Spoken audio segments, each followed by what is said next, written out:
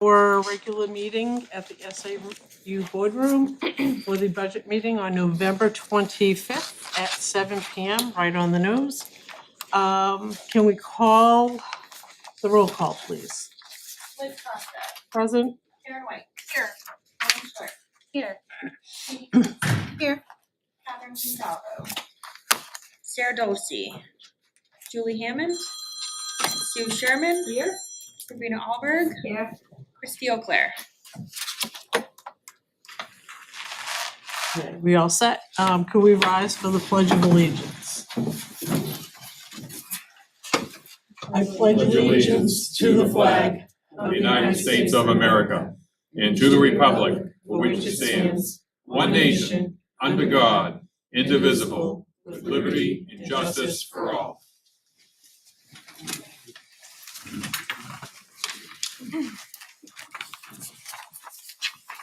Right, next is the approval of the November 14th minutes. Let's take a moment.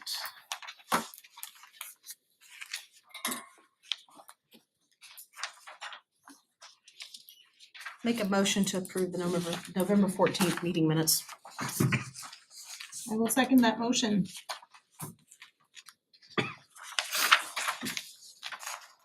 Any discussion?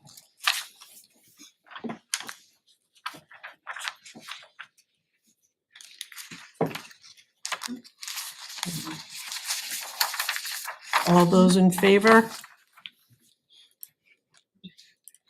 4, opposed, and abstentions, 2. Anybody get any correspondence? Nope. Okay. Delegates and individuals, we have 3 minutes, and once the 3 minutes is done, I will tell you you're done. So please respect the time. Mr. Terosian, please come on up. Thank you very much, Superintendent, members of the board. My name is Peter Terosian. I live in 18 Pine Hill Drive in Atkinson, New Hampshire. I'll be very brief. I just have 2 quick things. One is every time I drive past the SAU here in the school, after dark, I notice that tennis courts have lights on. And it doesn't matter if it's this time of night, or if it's 10 o'clock at night, or 11 o'clock at night. That costs the taxpayers money. Why are those lights on, especially this time of the year when people aren't out on the courts? So that's a question I have as to what we're doing to have the usage make sense when people are using the court and not have them on when it's costing money for no good reason. That's number one. Number two, and maybe you folks have looked at this, maybe you haven't. But my 2 boys who actually went to Timberlane here, my oldest boy is out in Colorado now, where my 2 granddaughters go to school.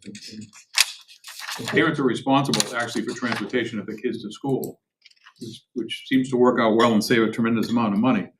Now, here in the Timberlane district, there's a lot of parents that drive their kids to school.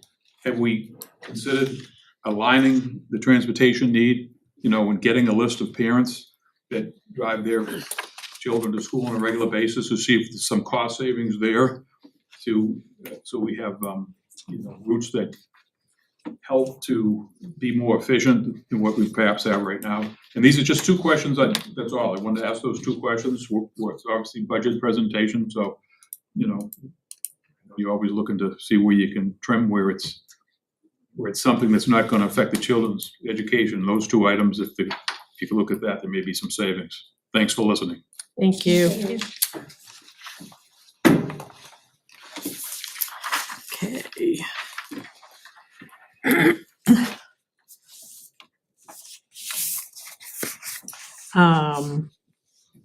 Next is the administrative report, and I'm going to ask the superintendent to speak to that. Be happy to. 3 things to report out this evening. The first is just an educational piece. I wanted to update the budget committee that we, to the school board meeting on the last Thursday, we gave an educational component on the default budget.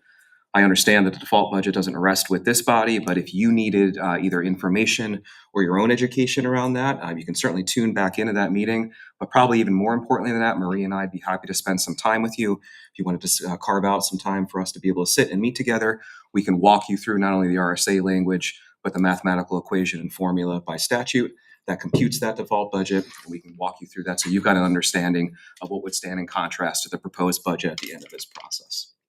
The second thing I'd want to have the Budget Committee understand is that we certainly have a citizens petition that's focused on the tax cap. It's proposing a 2.5% tax cap. We talked about that at our last meeting here. One of the things that we've unearthed that is a legal requirement of the school district is that the school district must hold 4 public hearings, and they have to be within a specified date frame. The RSA would dictate those dates between February 10th and February 24th. And those public hearings are specific only to the tax cap warrant article. The geographic challenge for us is that they'll need to be held in each one of the 4 towns and may not be held on the same night. So we're going to be coordinating with the school board to get quorums for those places, and we'll have those publicly announced and posted. But we will hold public hearings on the tax cap citizens petition in each of the 4 towns between February 10th and 24th. And as those dates get confirmed, we'll bring those here, but we'll also post them publicly for everyone. The last thing I'd report out tonight is that most school districts across New Hampshire receive notice that the special education aid is going to be decreased or not as much as districts were anticipating from the state of New Hampshire this year. This is the old, what used to be called catastrophic aid. And for people to understand really what that means, is that districts in New Hampshire by statute are on the hook or must pay the bill up to about $70,000 of any identified student. From there, that's 3.5 times the cost per pupil generally. From there, the state commits to take 80% of the difference of that final number. The state is falling short of that this year. They're only going to be able to recoup about 67%, which that cost will then get pushed to local districts again. That's the funding mechanism in the background. What I'm here to say to you is that on December 5th, I'm going to bring a team to the State Board of Education. We're going to be highlighting the New England Center for Children's program. We've got 2 of those programs in our district. These are special education categorical programs. One's at TLC, the others are at Atkinson. They work with students on the autism spectrum. It's a cost savings measure for us, not only as a district, but also helps us keep our students and families connected and going to school here locally.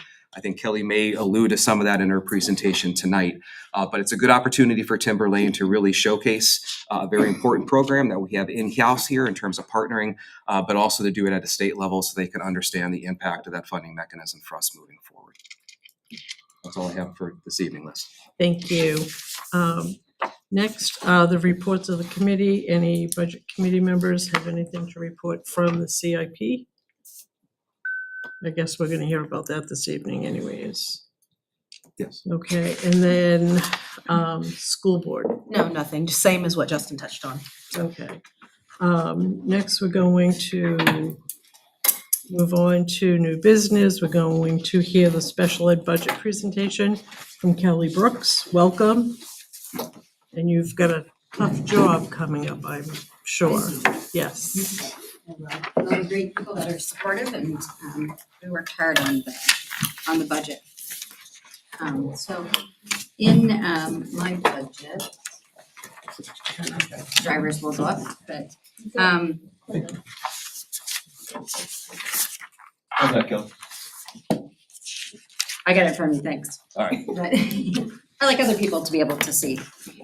So one of the budget drivers, the biggest one at the beginning, is about our contracted services. So the impact of that is an increase, but that really is positions that we can't fill, that we have to hire contracted people for. So our speech pathologists, school psychologists, a lot of our paraprofessionals or RBTs we're having to hire. We just can't attract people to come and become Timberlane employees. So that is an increase in that. The other thing that Justin alluded to is our New England Center for Children programs, which is great. We have one at TLC and we have one at Atkinson Academy. That means 10 kids right now are currently staying in district. These would have been students that we would have been looking to go out of district to go to a placement because we couldn't provide the services at the time. by collaborating with New England Center for Children, we're able to keep them in district and in with their peers and their classmates. So anybody that has the opportunity to go to Atkinson or to TLC will see students from around the district that are in those programs, that are in the program and they're in the classrooms, which is something our ultimate goal for them to be. And we also are using our own staff to provide like OT, PT, speech. If we send them out of district, we have a tuition cost that we have, and then we pay for those services on top of the cost. So it's a cost savings for us to keep them in district. Transportation is a large increase for us.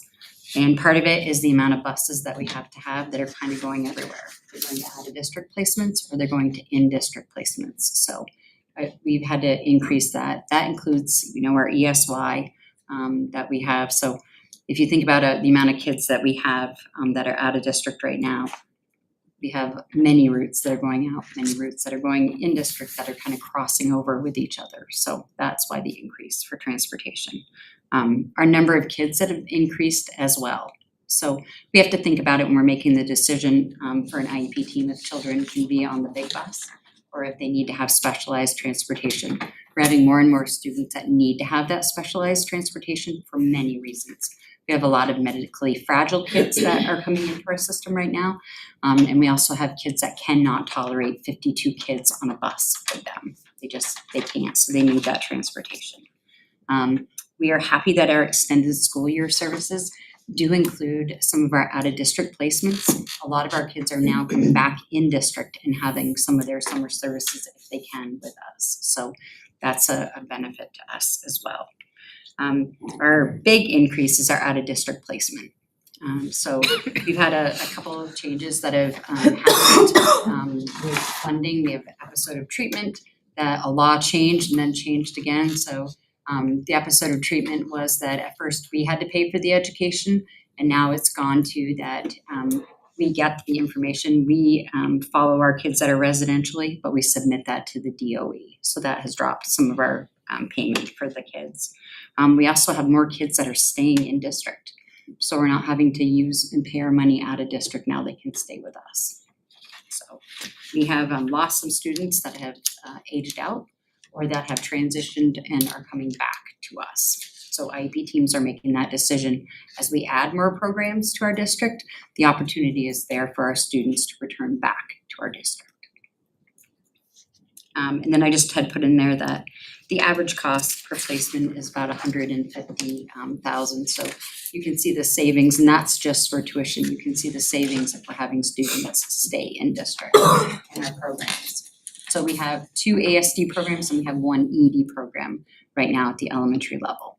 So as we increase each year, I look forward to having more students stay in district.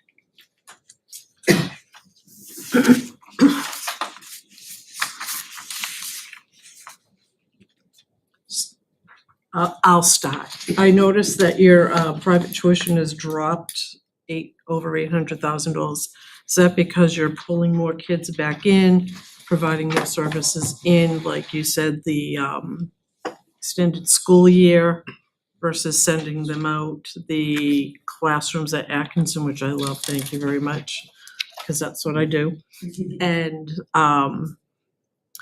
at Sandown Central, and even though we're having an increase, you're able to manage it a little more closely. Yes, yep, at Sandown Central, we actually have 2 programs. We have 1 NECC program and we have another intensive needs program. So there are a large amount of kids that we're able to service in district with that. So we're reducing the amount of kids that we're sending out of district. That's why the number is going down. We have more opportunity to have them in district and use our own resources. Okay. Any other questions for special ed? Mrs. Sherman? Thank you. Hi, Kelly. I wanted to ask about the number of buses that you've had to increase. Can you give me an estimate of, you had 17 buses this year and you need 19 next year, or what are you? Yeah, what are you talking- 19. Oh, I hit it right on the nose. Yeah, good. Yeah. So it's just increasing when we have students that are kind of that go to different places, or we also have different routes, I guess I would say. of kids that need to come from different towns. Now that we have the programs, we do have kids that are kind of veering over. You know, if you're in one town, you may have to cross to Atkinson. Yeah. So it changes the routes a little bit.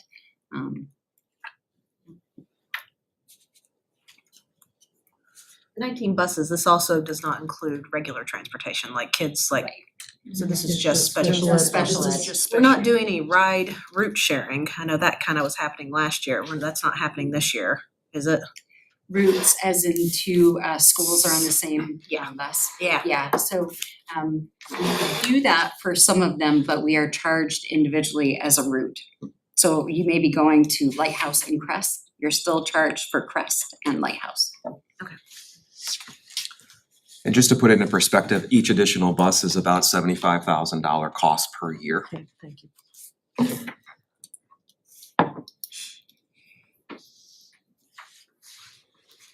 And the last point Kelly was referring to, I mean, we're trying to do those kinds of backups on special ed transportation less and less.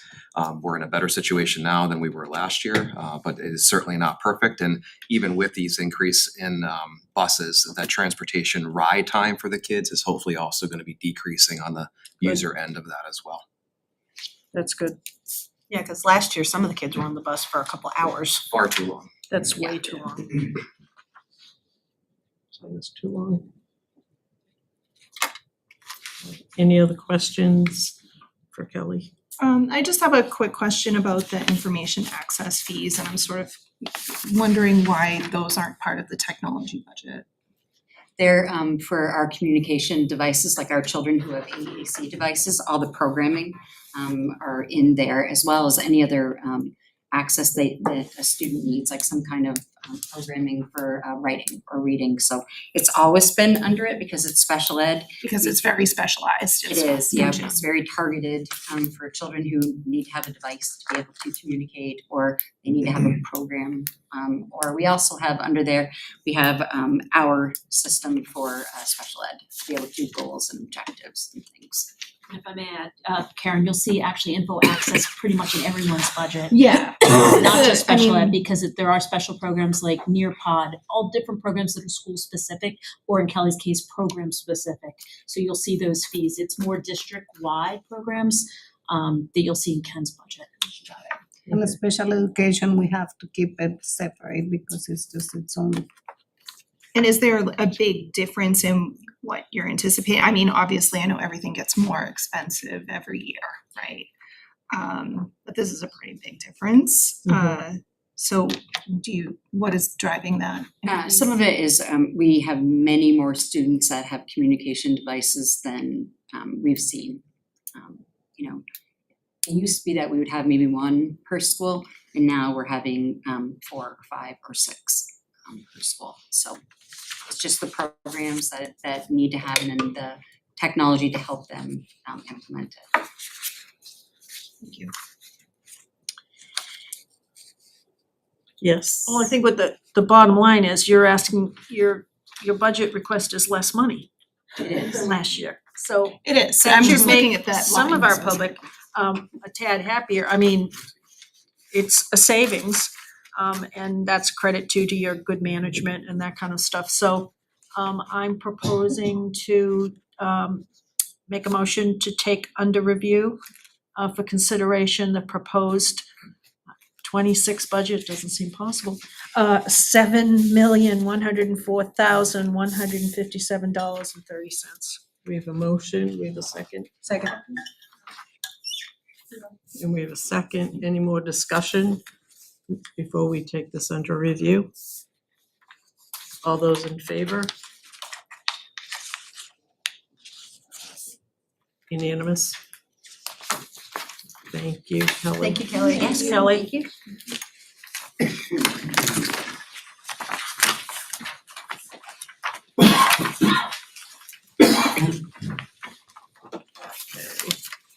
I was just finishing up my notes. Next is the capital improvement budget that the superintendent will be presenting. Happy to present that.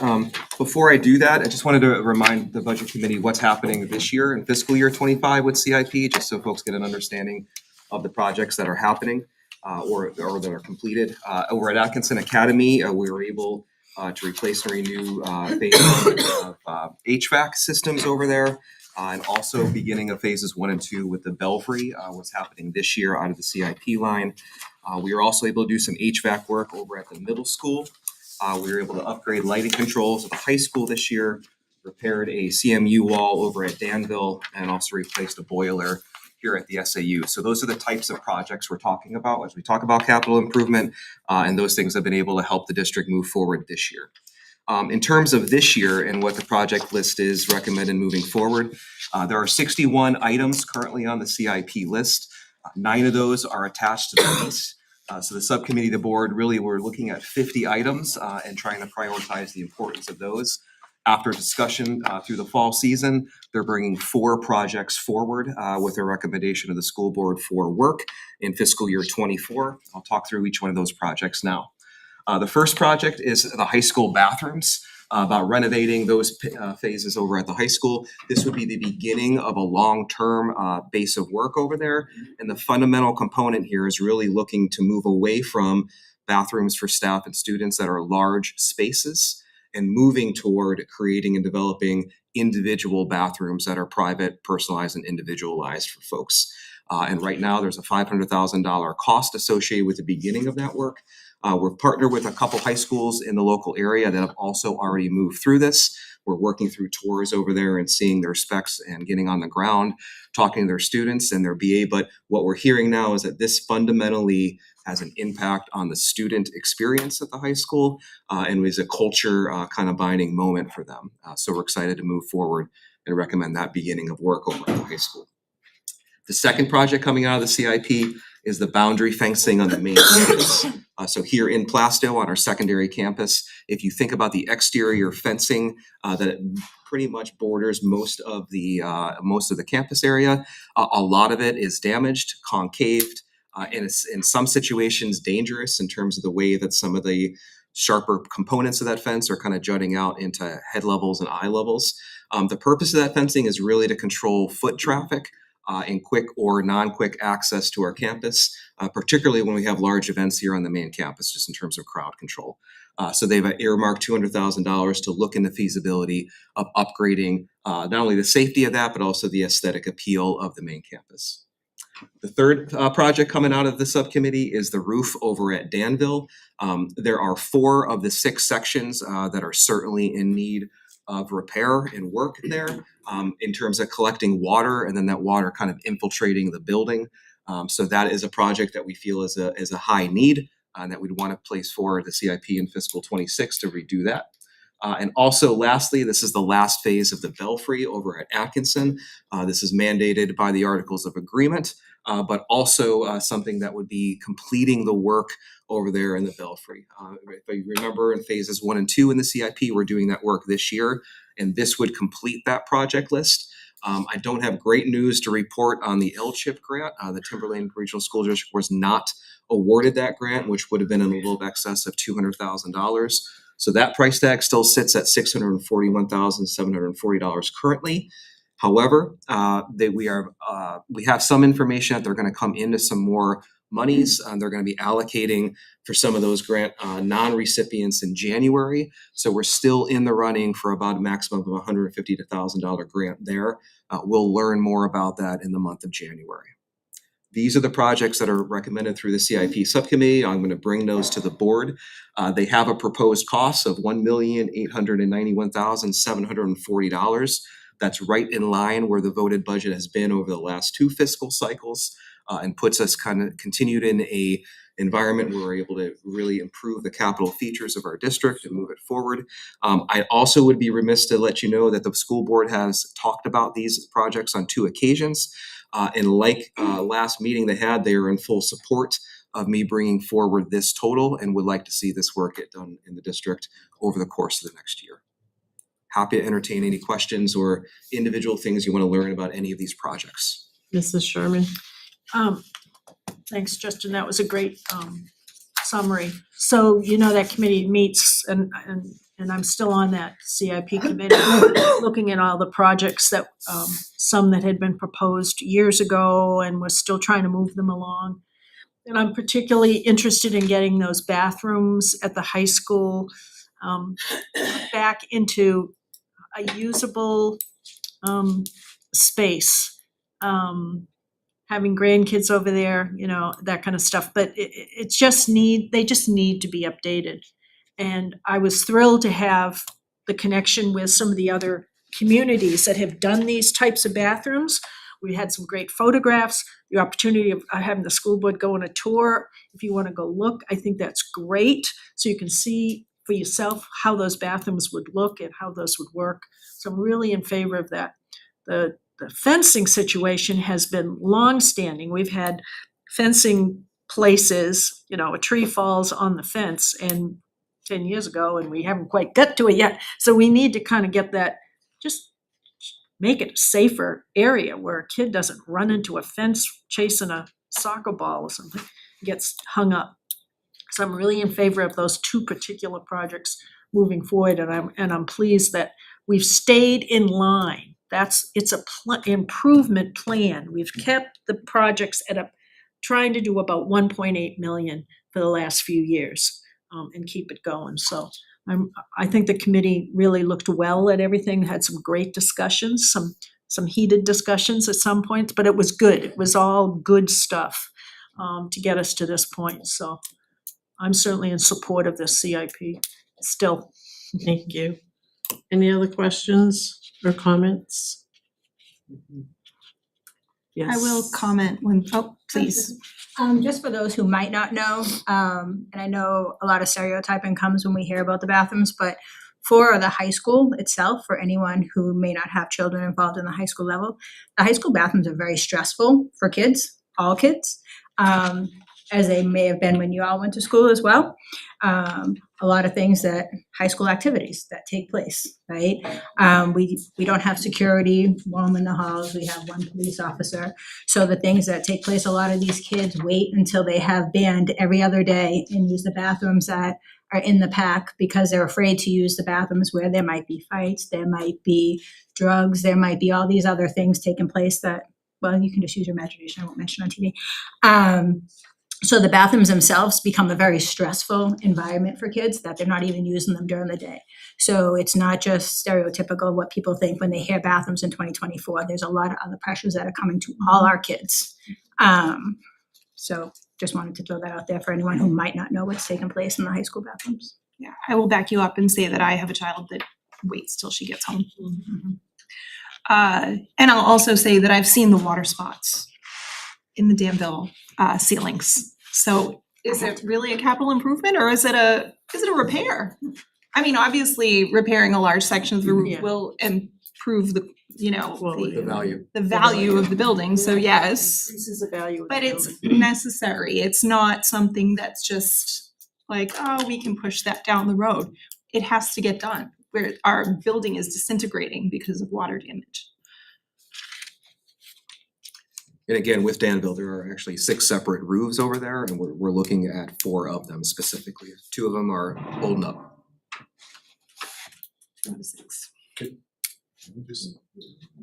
No, if I let you, I have I'm to on the let it. CIP, I'm the chair. And I understand, but no, Jack, I'm sorry, Okay. I need you to respect that No, this is that's- my meeting. I thought I'd be one of the guys presenting, that's okay. Nope. The Atkinson Belfry is due to articles of agreement, correct? Yes. Articles of agreement, and the major structural work were phases 1 and 2, but phase 3 also maintains a lot of structural work. You're gonna see scaffolding up there that's gonna be raised on all sides of the tower. They're gonna do some pretty significant and intense work as the project outlines there. There's a lot of cool stuff going on in terms of stripping it down and getting all the old things and then re-getting it back up to kind of where it needs to be. But it will be a different structural facility at the end of that. It will be solid and ready to go. Yeah, safer. A whole lot safer. Right, any other questions or concerns? So I'll make a motion that we accept for review and consideration the capital improvement plan budget for 26 at $1,891,740. We have a motion, do we have a second? Second. And we have a second by Mrs. Knudsen. Any other discussion? All those in favor? Yes.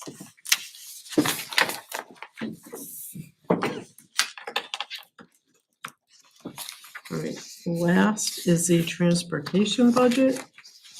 And Mr. Berger's going to present that as well.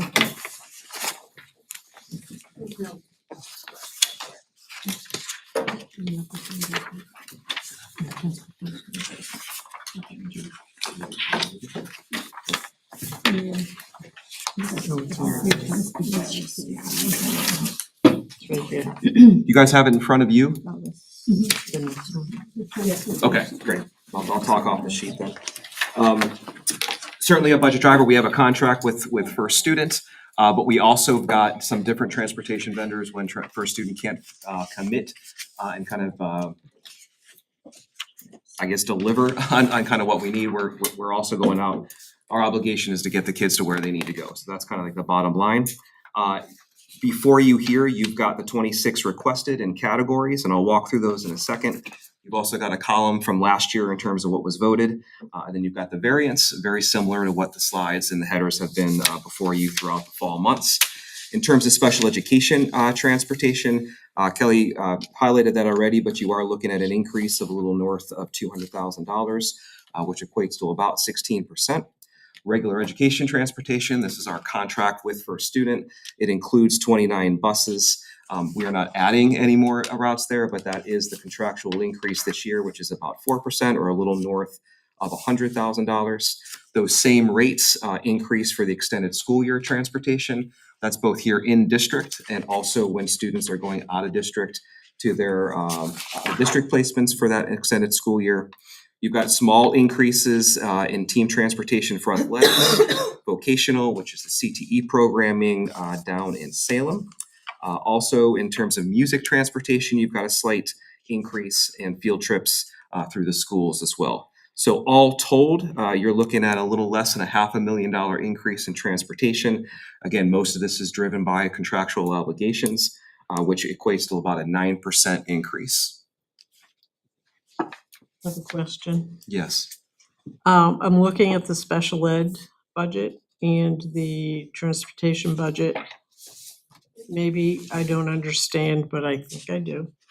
The 519 student transportation is requested 1,723,000, and here they're requesting 1,543,000 and some change. Special education includes that one and ESY. Oh, okay. And it will, it'll. In this, yeah, in the Okay. special education budget, they're combined. In the transportation schedule, they are Alright. separated. I didn't add it all Just to add together. the- I did a quick add and it was still up. Thanks.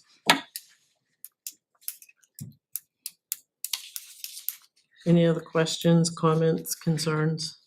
Actually, question regarding team transportation for athletics. I'm looking at last year's actual numbers and they're like 20 grand lower. I'm a little just surprised by that. Cause I don't have a specific reason. I'd have to ask Angela. Okay. That number would have been something that he presented in the athletics budget as well, so we could also look back to see if there was an explanation at that prior meeting. Thank you. On transportation, do we have all the buses that we've been contracted? Are they all of them up and running now finally? They should be all up and running by January.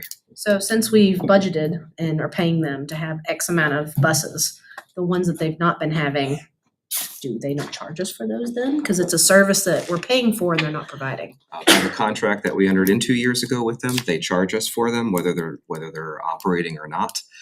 It is something that we have brought up with the regional director in terms of either renegotiating that contract or giving us some in-kind services for things that we've got transportation needs across the district, and maybe there's ways we can work with them in kind that Have way. they been open to that? They have been open to that. I thought they did that a couple of years ago. Didn't they? They gave us some money back. Yeah, they And give we were us like, our credit. Oh my God, we got money back. Yeah, This- Sheila remembers. This has happened since COVID, obviously, because they can't find buses, but every year since it has happened, they have been very accommodating, and at the end of the year, even this year, they gave us a credit that It's not big money, but it's money. It's back. But it's It's a something. recognition they're not Yeah, delivering that- on the that they- contract. They don't have to because the contract if- is very clear that we do pay even if the services are not rendered. So the language in the contract is very, very clear, but they have been good, I So- have to say about it. How long do we have this contract for? This is the last year, and then I think there's 2 optional years the district and First Student can mutually agree to enter. And those rates are locked in terms of what the schedule would be, or the board can decide to start over and begin to put it back out for bid. All right. Just for information purposes, when we went out to bid last time, which was 2 years ago, Mhm. they were the only company that Right. submitted. So they have a monopoly, basically. I thought there was actually 2 companies, that this company was the only one that could provide special education as well. No, actually it was another company, Durham, bid Right. for, just for special education. Right, they could do one, but not the other. Right, just a special education So for instead regular of paying for 2 transportation. companies, we're paying for one to do everything. Yeah, just for regular transportation, it was only first student. The one that did, which is the big portion of the contract.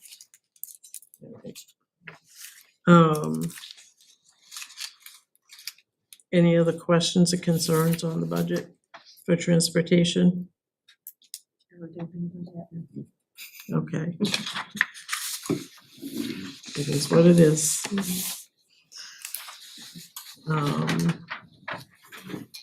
So I guess is this what the contract is going to be next year?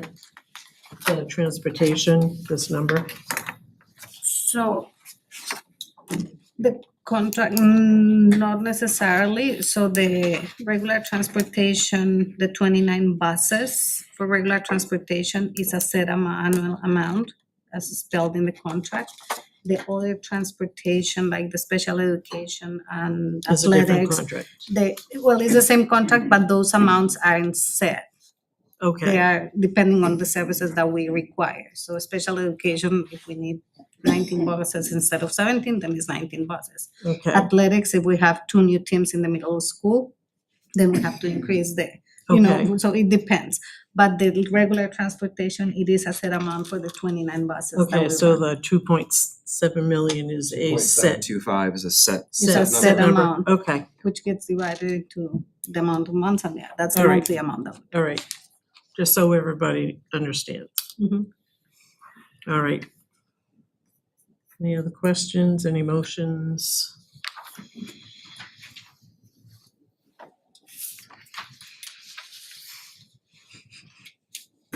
Make a motion to accept for consideration the transportation budget For review. for review. Okay, we have a- What's that total number? So the public hears it. Which one? What, $4,859,991. Second. Okay, so we have a motion and a second. Any other discussion? Okay, all those in favor? For review? Unanimous? Thank you. Is there any other business to go before the board, this committee? If not, I'm going to adjourn the meeting at 7:39. And Mr. Sapir, I'll chat with you after. No, we're not talking. Oh, come on, Jack.